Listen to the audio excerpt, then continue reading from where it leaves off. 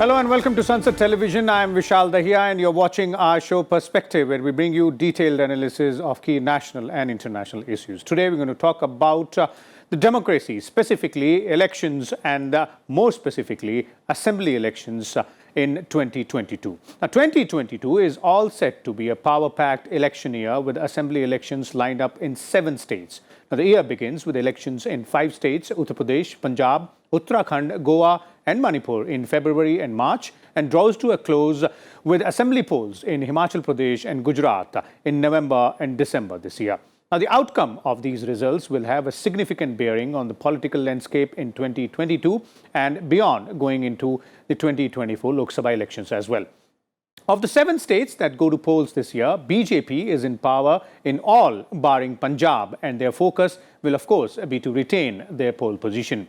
In the opposition camp, Trinamool Congress has already entered the Congress turf in Goa. Aam Aadmi Party is challenging the Congress in Punjab and also trying to carve out a space for itself in Uttarakhand and Gujarat. The outcome of these assembly polls will also have a huge bearing on the Congress's position among the opposition parties, and it will also be a significant election year, not just for the Congress, but also for other prominent regional satraps such as Akhilesh Yadav, Mayawati and the Badals. In today's episode of Perspective, we will discuss and analyze various aspects of these electoral battles, key issues, what is at stake here, and to make us understand all these aspects in much more detail, we are joined by a distinguished expert panel. And let me first introduce them to you, beginning with, we have with us in the studio, we are joined by Mr. Dhirendra Pratap Singh. He is Vice President of the Congress Party in Uttarakhand and former MP. Also, we are joined by Mr. Vinay Sahasrabudhe, Member of Parliament from Rajya Sabha, and Chakshu Roy, Head of Outreach at PRS, is also joining us. Welcome, all of you gentlemen. We're also joined by Shyam Singh Yadav as well, Member of Parliament from BSP in Lok Sabha. Welcome to you as well, Mr. Yadav. And let me begin first by, putting things in perspective here. And let me start with Chakshu. Chakshu, if, we have to understand the significance of these electoral battles. Of course, elections are the soul of democracy. And here in India, we see that very regularly these elections are going to be very significant. But how significant and from which perspective? Vishal, the elections in a country are significant, not only in this year, but in every time there's an election in the state. Elections in the state legislative assemblies are even more significant because state legislative assemblies make laws on important subject areas like health, education, agriculture, law and order. Coming to the first 5 elections which are happening at the beginning of the year as to why they are important. Uttar Pradesh is the most populous state in the country. It has 400 MLA seats. Those seats, who wins those seats will have a direct bearing on the presidential elections, which are slated for occurrence towards the middle of the year. The other important aspect that UP elections will play in terms of democracy for 2022 would be that by the middle of this year, around 74 or 75 Rajya Sabha MPs would retire when their term gets completed. And there will be 12 Rajya Sabha seats that will be opening from Uttar Pradesh. I think there's another 6 seats that will be opening from Punjab. So these seats, the outcome of who wins these Rajya Sabha seats will also depend on what happens in the state legislative elections in both UP and Punjab. Okay.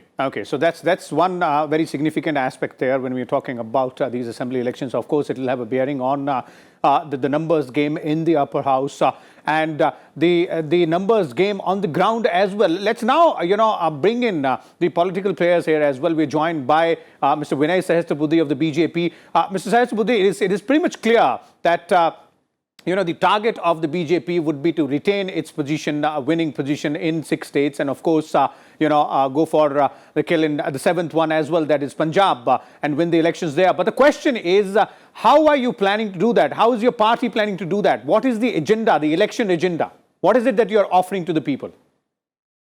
Well, basically, BJP stands out in the entire gamut of political parties that we have, because of its politics of performance.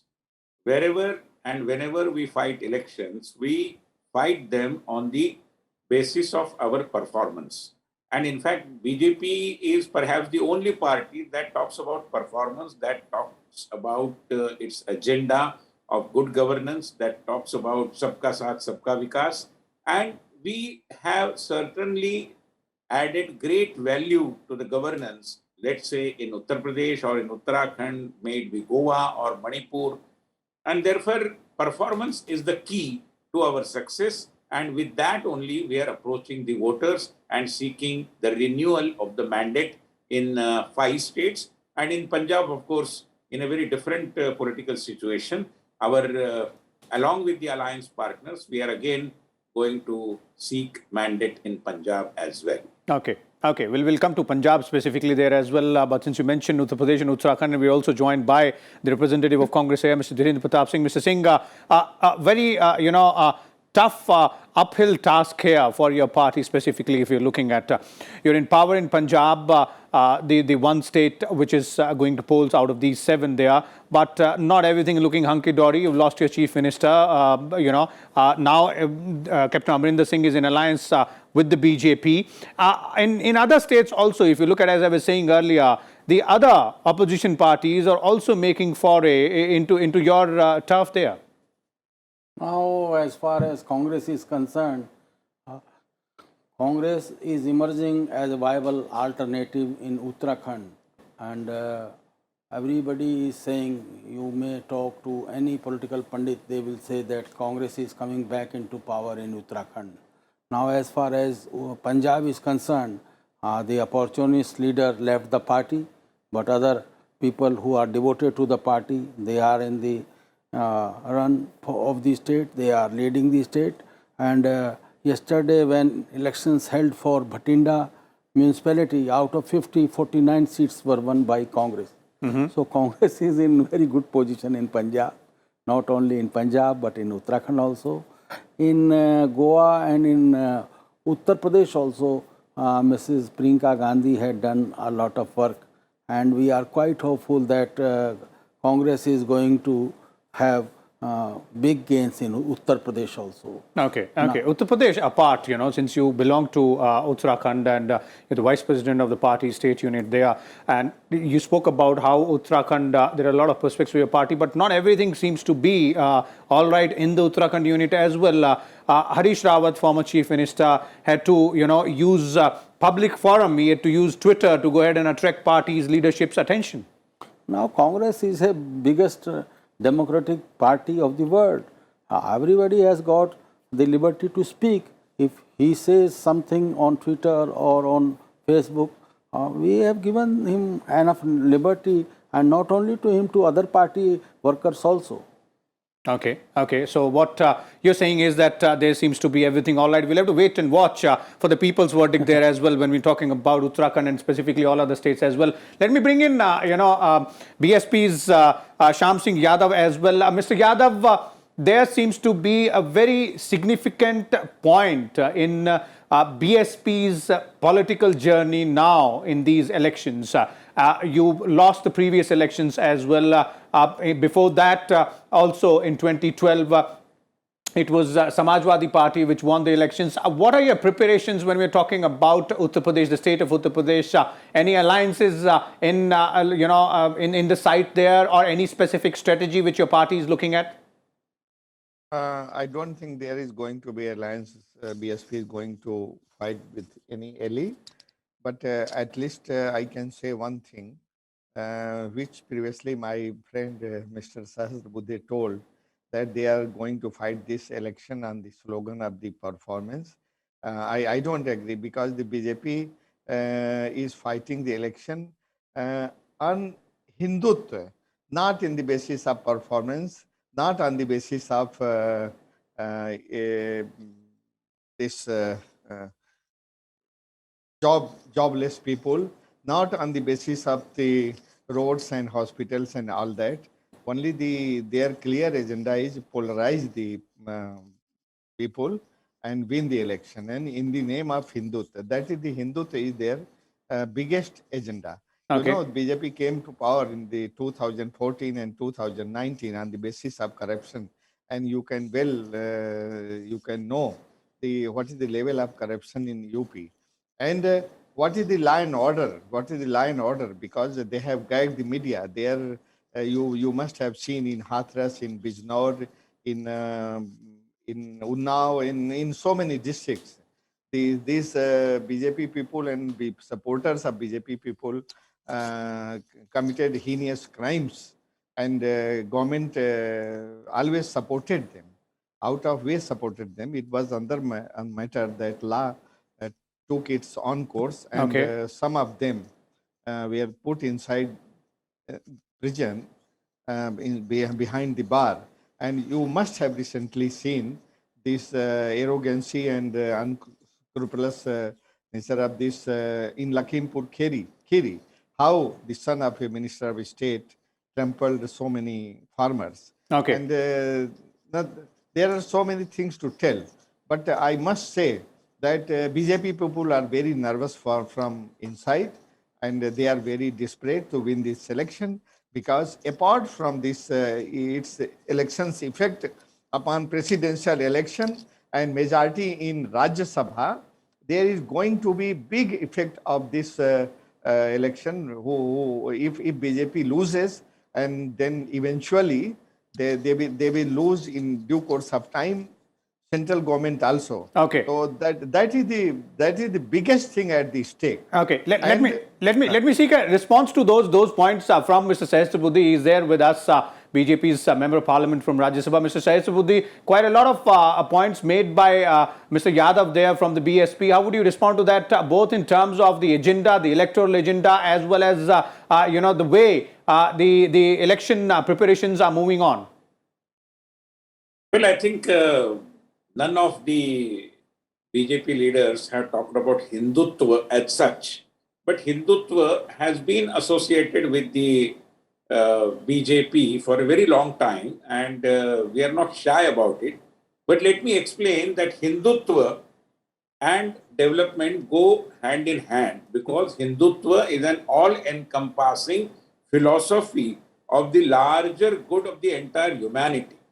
And therefore, if he is saying that our development agenda is in fact that of hindutva agenda, perhaps I may not counter his argument. Okay. And therefore, whatever the developmental work that we have done, let us not disassociate them with the philosophy of Sabka Saath, Sabka Vikas, which again is a different way of describing Hindutva. Okay. Okay. I must. That's really. I must say a few things. Yes. Please, Mr. Yadav. Like you must have seen during the Prime Minister's program in UP, he is giving a lot of thousands and thousands of crores of rupees, and in every official function, they don't distinguish between party function and official function. Recently, there was a launch of some roads in my district in Jaunpur. So the launching of the roads was from the BJP platform in Machlisar in Jaunpur district. Okay. And when Prime Minister was doing some 9 hospitals, he was doing lokarpan of 9 hospitals. Then from the stage, Jai Sri Ram, Jai so many Hindutva naras. These things are not. We are secular country. And if you want to do those things, you must change the constitution, which I think you are likely to going to change after some time. You are but why should such slogans be of be of problem when we are talking about, be it any of these slogans? Mr. Sahasrabudhe, I'd like to bring you. These slogans are completely related to a particular religion, though I'm also Hindu. But you know, these slogans, Jai Sri Ram and all that slogans, you see their function.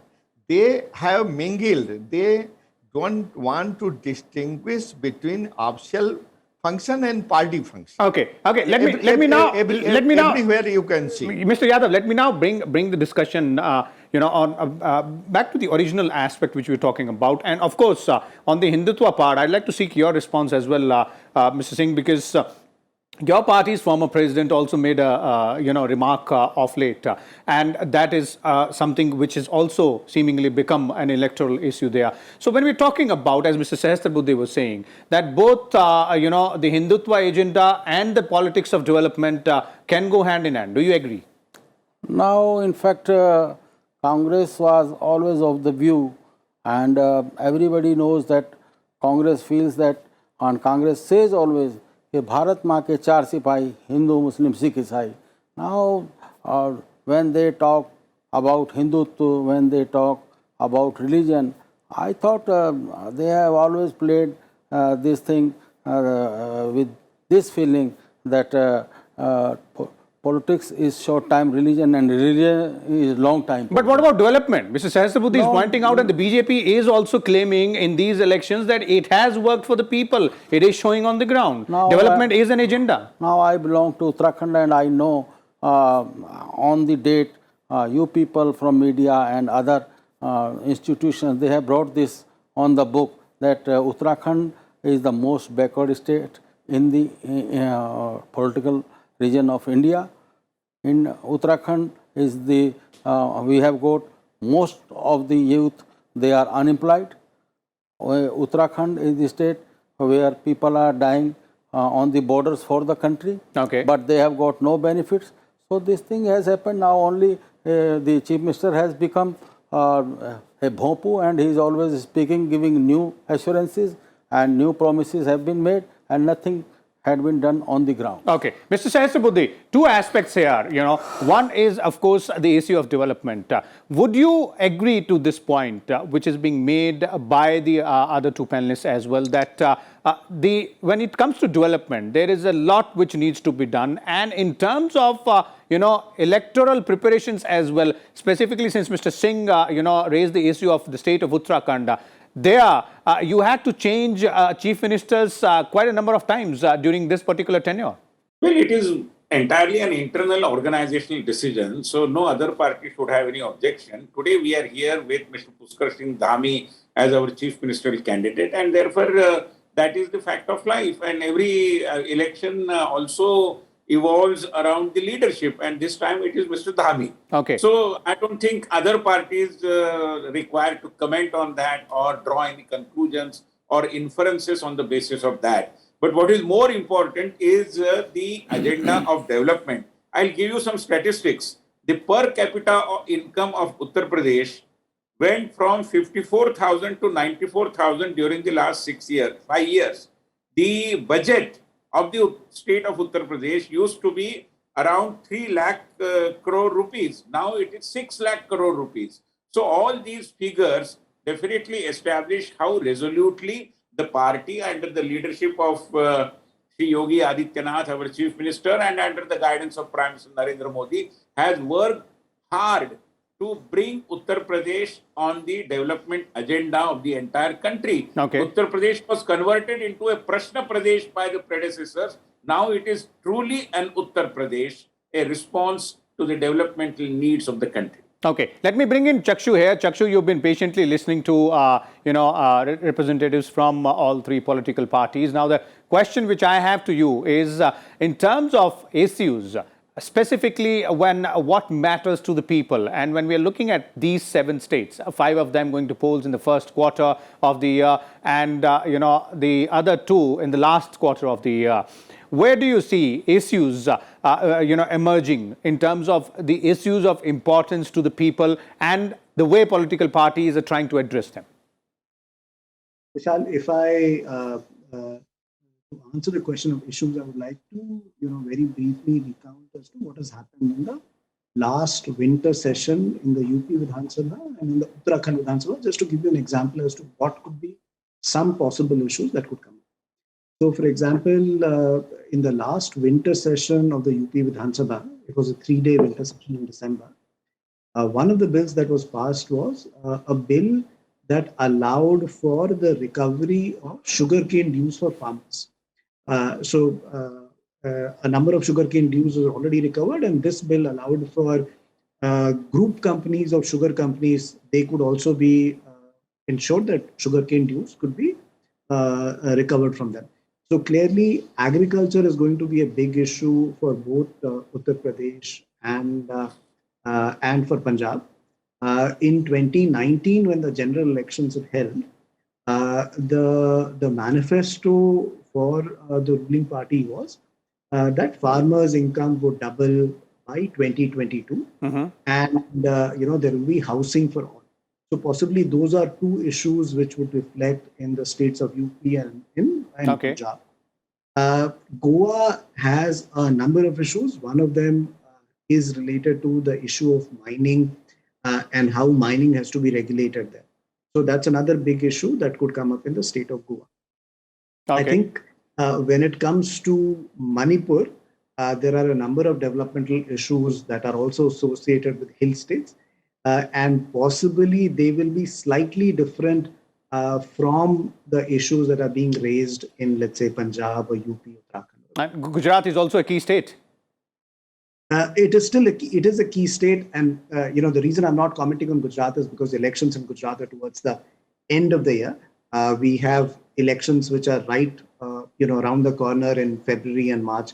So I thought that it would be better to comment on those states first. Okay. A quick concluding comment from you, Mr. Sahasrabudhe, before we bring this to an end, since Chakshu raised those 2 points, specifically with respect to farmers. And when we're talking about Uttar Pradesh, it's the largest state in India, and it's not only electorally, but politically also very, very crucial. Your party is in power for almost last 5 years there in the state, vis-a-vis the issues related to farmers, and that is bound to have an impact in Punjab and in Uttarakhand as well.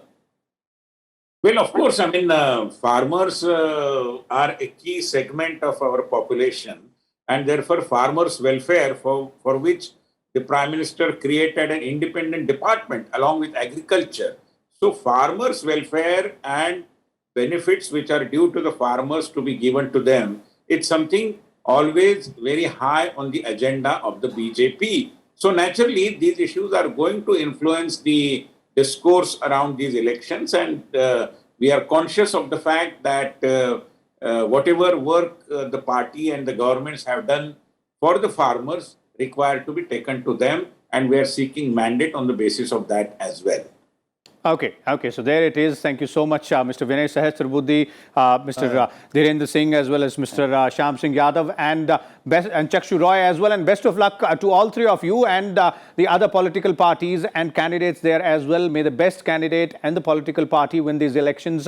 As Chakshu was earlier pointing out, that elections are very crucial and very important part of the democracy. And it's not only this year, we have seen it year after year, how these electoral battles have shaped the future of our states and our country as well. We'll keep a close watch as to how the electoral battle moves ahead in all these states, and we'll keep on bringing you all details vis-a-vis those elections also.